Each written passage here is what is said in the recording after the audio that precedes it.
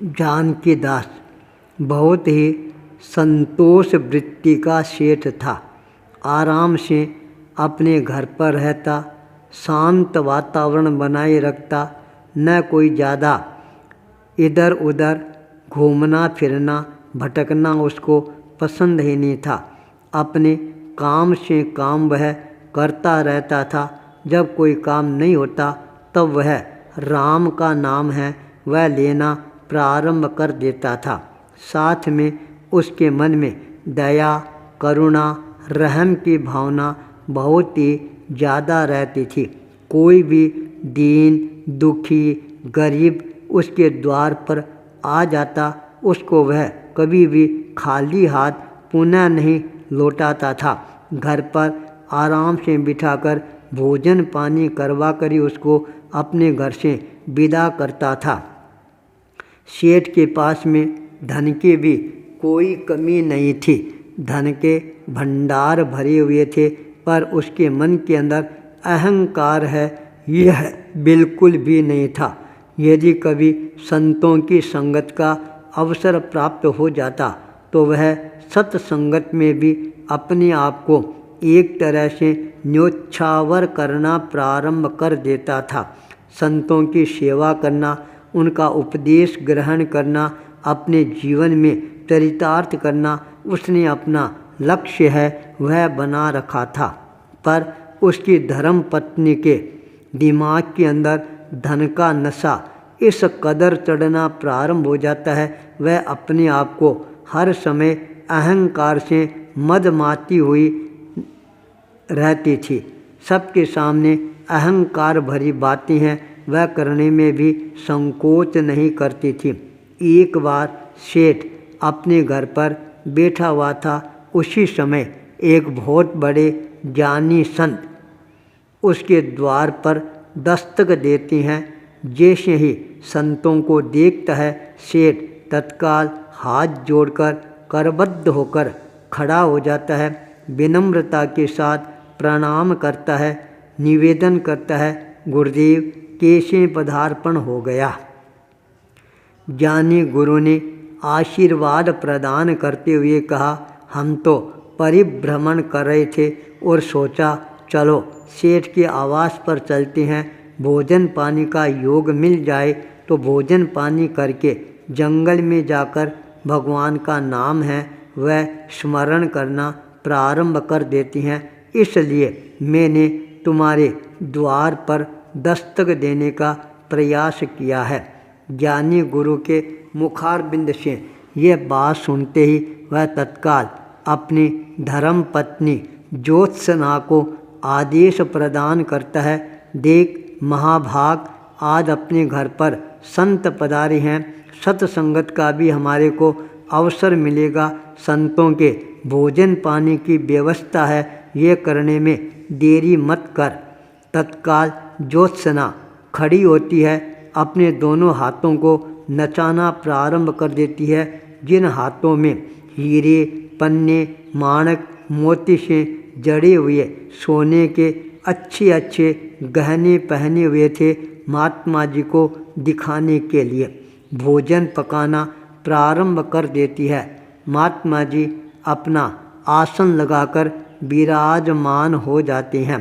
सेठ आवश्यक कार्य के लिए बाजार जाना जरूरी हो गया था, इसलिए महात्मा जी से आज्ञा प्राप्त करता है, महात्मा जी मैं बाजार जाकर आवश्यक कार्य निपटा कर आ रहा हूँ, आप भोजन पानी ग्रहण करना, उसके पश्चात यहाँ से पधारना। सेठ रवाना हो जाता है। महात्मा जी आराम से विराजमान है।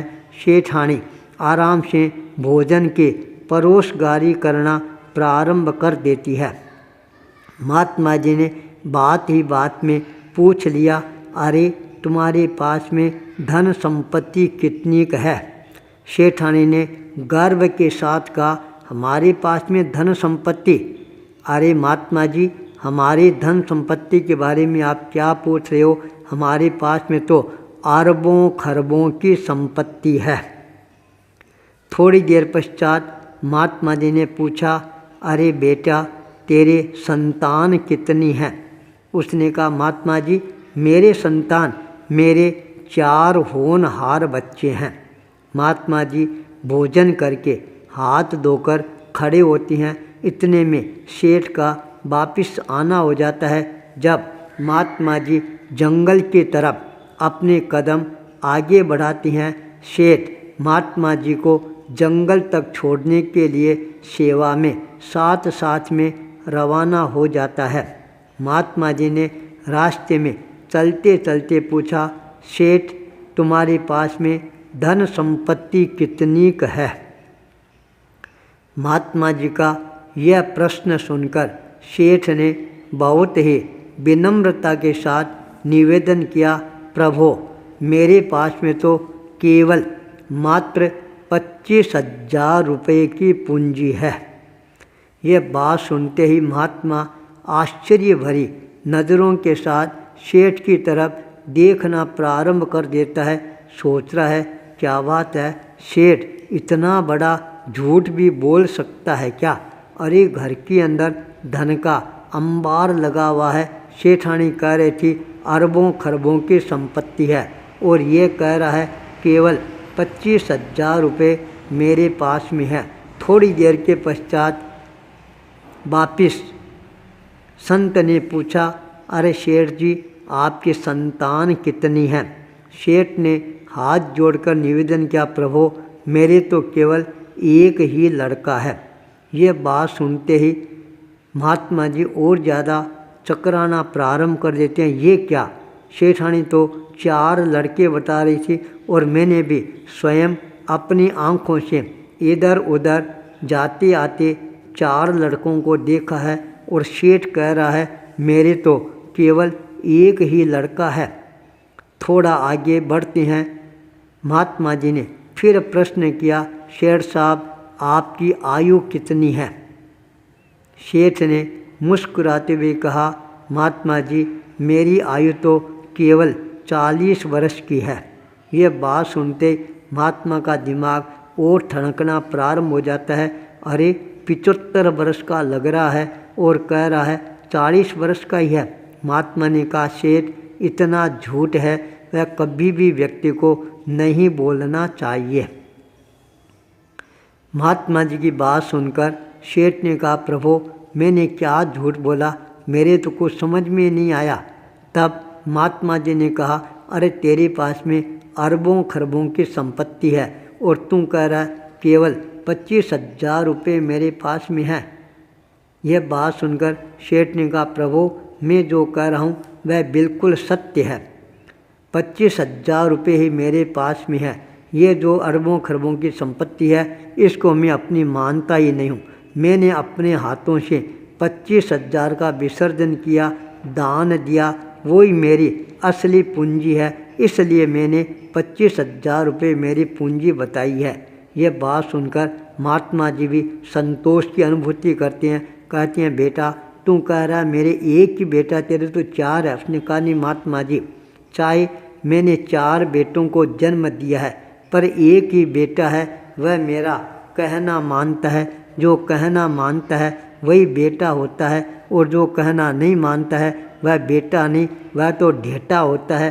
3 बेटे मेरा कहना नहीं मानते हैं, केवल एक ही बेटा कहना मानता है। इसलिए मैंने कहा, महात्मा जी मेरे एक ही बेटा है। महात्मा ने कहा, सेठ जी आप तो 75 वर्ष के लग रहे हो, और आप कह रहे हो मैं तो केवल 40 वर्ष का हूँ।